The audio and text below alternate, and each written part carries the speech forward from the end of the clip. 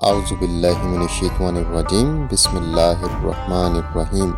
حضرت عیسیٰ علیہ السلام کا گزر عابدوں کی ایک جماعت پر ہوا جو کہ لاغر اور کمزور ہو رہے تھے۔ انہوں نے عرض کیا، ہم دوزخ سے خوف رکھتے ہیں اور جنت حاصل ہونے کی خواہش رکھتے ہیں۔ آپ علیہ السلام نے انہیں ارشاد فرمایا، تم مخلوق سے ہی ڈرتے ہو اور توقع بھی مخلوق کی ہی رکھتے ہو۔ ایک اور جماعت پہ آپ کا گزر ہوا، یہ لوگ بھی دبلے پتلے ہوئے جا رہے تھے۔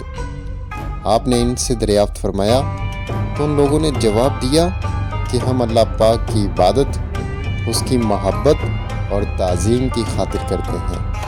تو آپ علیہ السلام نے ارشاد فرمایا، حقیقتاً تم ہی اولیاء اللہ ہو، مجھے بھی تم ہی لوگوں میں رہنے کا حکم ہے۔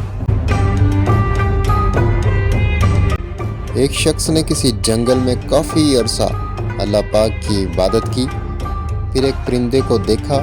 ایک درخت پہ اس پرندے نے گھونسلہ بنا لیا، اسی میں بیٹھ کر چہچہاہٹ کرتا ہے۔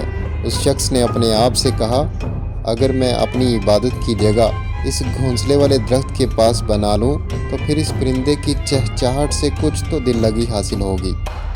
درخت کے پاس جب عبادت گاہ کر لی تو اللہ پاک نے اس وقت کے نبی پر وحی فرمائی، فلاں شخص کو فرما دیجئے کہ تو نے ایک مخلوق سے انس کر لیا ہے، اس کی سزا کے طور پر میں نے تیرا ایک ایسا درجہ کم کر دیا ہے کہ وہ درجہ اب تیرے کسی بھی عمل سے تجھے حاصل نہ ہو سکے گا۔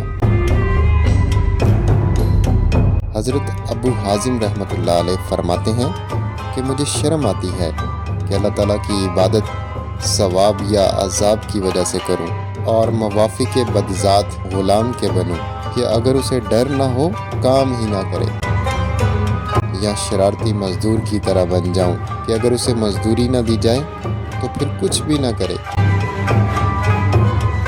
اور یہ مضمون حدیث پاک میں بھی ہے، تم میں سے ایسا کوئی بھی نہیں ہونا چاہیے جیسا کہ برا مزدور ہوتا ہے کہ اگر وہ مزدوری کی اجرت نہ پائے تو پھر کچھ بھی نہ کرے، اور برے غلام جیسا بھی نہ بن کہ اگر کسی قسم کا خوف نہ ہو تو کام پھر بھی نہ کرے۔